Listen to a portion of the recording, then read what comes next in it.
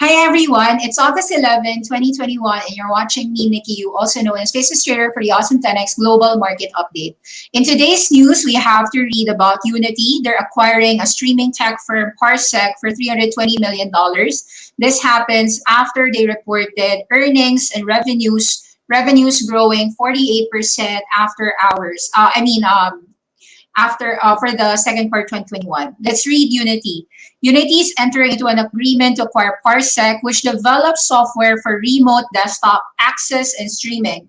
The deal is going to be paid $320 million in cash. Parsec is useful for game developers during the pandemic. It allows many to access their work computers from home. Companies like Ubisoft and Sega also use the technology to give journalists and streamers remote demos of games. Unity is behind the popular game engine of the same name. It doesn't take much imagination to realize how Parsec's tech is useful to Unity. This transaction is an important step towards Parsec and Unity's expanded cloud vision, where creators should be expected to work from any location, any device, through rich and powerful tools and seamless cloud infrastructure to deliver the real-time 3D experience of the future. Unity expects this acquisition to be final during the third quarter. Unity went public in 2020 and has since been wrapping up acquisitions, including the multiplayer network framework MLAPI. There's a computer vision and deep learning company, Restar, and 3D data optimization technology developer, Pixis Software. So in my view, this is really positive long run because all game developers want to actually access all of their games and develop it wherever, whenever. So this is positive for them. And part of Unity Technology's decision is the result of a COVID-19 pandemic, which forced game studios around the world to adapt to an increasingly remote workplace. Parsec fits into that picture, allowing game makers to efficiently, securely stream their PC and console environments as needed. Sources have also repeatedly pointed to Parsec as an increasingly relied upon service for game makers, QA testing departments, and other parts of the game industry so that exact PC and console testing situations can be emulated with minimal button tap latency issues.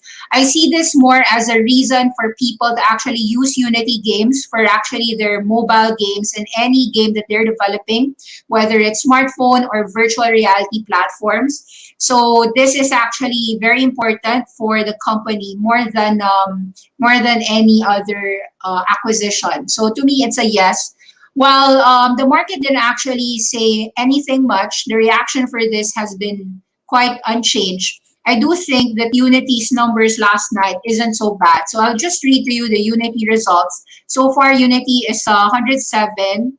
And let's take a look on Unity's earnings. So the results show a 48% growth from 2020. Let's just read this together. So far after hours, the market is unchanged, -1%. Revenue is coming at $273 million. So let's read this together. Second quarter financial highlights from Unity. Unity is the world's leading platform for creating and operating interactive real-time 3D content. And the revenues is up 48% ahead of guidance, $274 million. This is the 11th consecutive quarter of 30% or greater growth as the company is crossing $1 billion in annual revenue run rate and is increasing their full year guidance for 2021. Our goal is to provide creators the best tools to succeed as RT3D creators, said John Riccitello, the president and CEO of Unity. Unity is designed to enable creators to build anything digital, instantly deploy their work across dozens of platform types and devices, and make participating in building the metaverse accessible to all creators. So they are an infrastructure play. Unity is seeing RT3D as an inevitable evolution of the way people engage with digital content, which has become commonplace amongst enterprises, industries, which is foundation technology for metaverse. Creators and artists for all types turn to Unity to create rich, interactive content, build applications, experiences, regardless of industry. We've had another great quarter, and while our strong performance is broadly based, we are proud of our performance from our Operate Solutions group, expanding market share in a very tough environment. So let's read this. This is actually good. Create solutions, operate solutions, strategic partnerships. is 72 million, 182 million, and $18 million respectively, an increase of 31%, 63%, and 9%. Loss is 149 million or 55% of revenue. This is larger in the second quarter of 2021. Non-GAAP loss from operations is 3.2 million or 1% of revenue. Okay, so 88 customers generated more than 100,000 of revenues compared to 716. Dollar-based net expansion rate is 142%. Net cash used for operations is $26.7 million compared to net cash by operations of $16.6 million last year. Free cash flow is $33.5 million compared to loss, compared to $4.9 million last year. So why are their revenues growing, but why are their cash flows actually going down? Let's take a look at that. Business highlights. So they're increasing momentum in non-gaming industries. So far, they've added 3 new automotive manufacturers, beginning to work with several consumer product brands, including an eyewear manufacturer, a retailer, an appliance manufacturer known for their advanced designs. Unity is getting traction in new markets, including a new contract with the Nature Conservancy, utilizing their real-time 3D digital technology to convey information about water usage in New York State. Over 1 million members and a diverse staff of over 400 scientists are making them one of the most effective and wide-reaching environmental and sustainability grants. Take note as well that Unity was used in airport designs, so we are seeing actually continuous momentum in non-game industries. Also, they acquired Pixie's Bid3. These are their longtime partners, Metaverse Technologies, 3D data preparation, optimization software. They're also acquired, additionally in July, they acquired Interactive Data Visualization, the creator of popular SpeedTree Environment Creation Suite. These acquisitions enable a deeper integration, enhancing artist authoring, workflows, and environment creation capabilities. Okay, so I think that in general, the market will be happy with Unity's numbers. We are happy with this. And we see any dips of Unity below 100 to actually be more of a buying opportunity and see a secular trend for the metaverse future, of course, in the next 10 years. So we are seeing from a growth standpoint, $100 is a good entry point here. And even lower drops here at $90 will still be a good entry point, even if they're still bleeding some net losses here. Okay, so another thing to take a look at for the earnings quarter is Lenovo. Let's just read this earnings report. Lenovo first quarter profit more than doubling to beat expectations. Shares are jumping. China's Lenovo, the world's biggest maker of personal computers, is posting a better than expected jump as per from work from home demand actually made their profit surge higher. Shares in the company are now rising 8%, 9%. Profit is now 119% up to $466 million for the quarter versus $213 million the same quarter last year. Revenues are rising to $16.9 billion, rising 27%, with net income margin of 2.8%, the highest in many years. Lenovo saying a recovery in IT spending is fueling demand, supporting higher average selling prices for their products, and they expect that the total PC market would continue to grow over the next 5 years. The accelerated digital and intelligent transformation created significant market opportunities globally. We are still continuing to increase our R&D, aiming to double this over the next 3 years. And our first earnings is the highest for those released by the company since they organized their business group in February. Although this pandemic-driven consumer demand might slow down as shortages of components like chips driven by stronger than expected global demand for PCs, tablets, and electronic cars will remain an industry concern. Worldwide shipments for PCs rise 13% year over year to 82.3 million units, while desktop shipments grew for the first time since the fourth quarter of 2019. Okay, so Lenovo expanding their industry lead, shipping more than 20 million units for the third quarter of the year to take 24.4% market share, compared with HP's 22.6% and Dell's 17%. Let's take a look at all the charts of these PC makers. Lenovo 992, you could see a strong rally from a low of $7 here last July 29. July 28th, and now we're seeing this August a strong run up to about $8. Any dips back to 7.5 will get a buyer for Lenovo. First resistance at 9 and 10, although very good quarter may mean that it can actually trade above 10. Now let's take a look at Dell, which is actually also a major PC technology firm. Dell is still trading near all-time highs, $98. Let's take a look at HP, Hewlett Packard, HPQ. HPQ is also $29. So you could see that Lenovo is more bigger discount versus the three, despite very good numbers. So let's take a look at another news today. Beyond Meat. So we are seeing Beyond Meat making plant-based pepperoni now for Pizza Hut. This is a good news. Who said fast food innovation has peaked? Beyond Meat and Yum Brands are debuting a new pizza featuring plant-based pepperoni.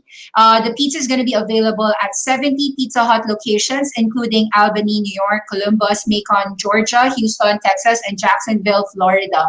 So the pepperoni pizza is the very first creation signed by Yum Brands and Beyond Meat in February. Under this deal, the company will co-create plant-based food for Yum-owned KFC, Pizza Hut, and Taco Bell over the next several years.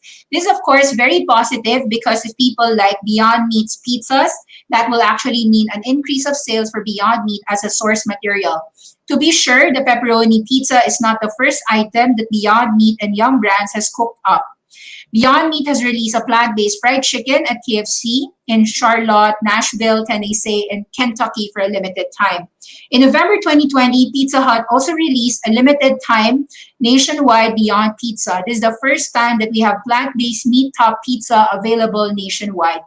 The two pizzas were coined Beyond Italian Sausage and the Great Beyond, which is a veggie pizza. This is going to be a nice win for Beyond Meat, following the loss of distribution with Dunkin' Brands. However, you could see that Dunkin' Brands is still doing a fixed streamlining their menu, and they still serve a breakfast sausage patty, which is also doing extremely well. So we are remaining, Beyond Meat is still engaged with Dunkin' Brands around future innovation and collaborations, and is going to distribute throughout their Western US stores. Okay, so for Beyond Meat, we see a strong run-up from beyond $120 here, despite a restaurant delay of a recovery, which was evident in their earnings report for Beyond Meat. We see actually that the next 6 months is going to be very positive for reopening place, and we could see Beyond Meat actually going up to about 135 back to 150 in the next 3 to 6 months. We also want to highlight some other companies which are not yet reporting numbers but actually showing positive strength. In particular, designer brands, DBI. Take a look at these names. The earnings for DBI is coming September, but we are already seeing bullish candles with people actually suggesting that apparel retail is already in a positive sign, and designer brands is showing a bullish candle. We see a bullish move here on designer brands. Any drops here at about $14 is an expected buying opportunity for designer brands. Take a look as well for movements like Raw Stores. Raw Stores is rising from 122 to 125. Earnings hasn't been released, but we could see that the market is quite bullish in apparel retail, and especially discount apparel retail stores. So we can also see what's been happening in the charts of American Eagle Outfitters just to see the apparel retail. Apparel retail in general is going up with before earnings calls this September. We are already seeing the market is quite positive on the movements. We saw this with Under Armour strength, especially after earnings, and we actually expect apparel retail as a group to be positive. Also, we are seeing that discount stores like Dollar Tree is a potential positive here, $98, rising 101, as people's spending will actually voyeur more on the cheaper end Dollar General stores or Dollar Tree or Ross stores in the next coming months. Okay, so that's it for the news today. Let's see your comments. Hi, what's a mega trend and what is considered to be one? A mega trend is something like what happened to the smartphone era, and another mega trend is the electric revolution era. That is an example of a mega trend. Other mega trends are e-commerce, digital payments. Cryptocurrency or blockchain is an example of a mega trend wherein you're actually trying to ledger all of the transactions in a public manner. What are your thoughts on the crypto hack on the Poly network worth $600 million on Ethereum, Binance, Matic? Will this affect the overall crypto market sentiment? So far, cryptocurrencies are actually on a strong rise. However, there is an inevitability for some people to actually take profit. So at these levels, you could see that cryptocurrencies are actually very strong. Let me show to you cryptocurrencies as a whole. You're seeing BTC 46,000, Ethereum 32, Bitcoin Cash is 607, a continuous run up. These days, cryptocurrencies are actually hitting more than 50%. Sometimes other names are hitting 100% more than, like I'll show to you the movements. BTBT example, Bit Digital, which is a stock, this rose from $4 to $20. It's inevitable that there will be some profit taking, of course, after a times 5 move. But we are seeing actually more bullishness in the sector. I don't think that the hack is actually affecting most of the names. In general, people are very bullish on Bitcoin and Bitcoin mining. Take note what happened here. Hot 8 from about less than 4 to as high as 6. There's a if you got in near the lows, 340 to about 630, that's a 95% move. So Ethereum is actually trading, all of them are actually trading near highs. So it is already past the May high. 3.2 is still just 20 to 30% from their all-time high zone. BTC USD is actually approaching 48,000, which is your prior highs here. I don't see a strong resistance though. If it will drop from 48,000, you do see this 35, 36,000 as a higher low support. So I think there are more buyers on cryptocurrencies, and institutionals have actually been buying all these drops ever since this month. So ever since the drop, people have just accumulated more and more. Don't see a negative movement on cryptocurrency. Okay, so that's it for the news today. Hope that you had a good day. Thank you very much and see you again tomorrow. That's it. Bye.